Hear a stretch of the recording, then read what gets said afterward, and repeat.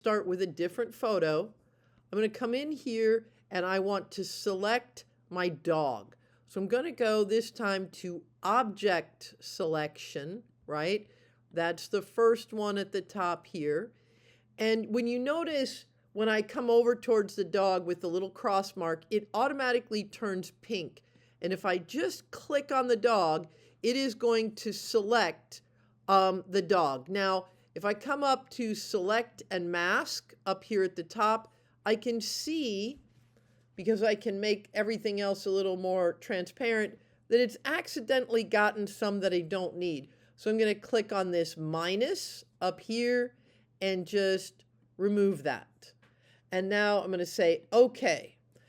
When I come up, I'm going to say select and inverse, right? Inverse. And what this does, you see the line is now around the edges. So basically everything is selected but the dog. And then I come over to adjustments and I'm going to go to black and white. And now everything has been turned black and white. Just making things darker so it's easier to see. And now I'm going to save this. So I'm going to say File, Export, Export as JPEG, Export, and black and white. And now you can turn that one in as well.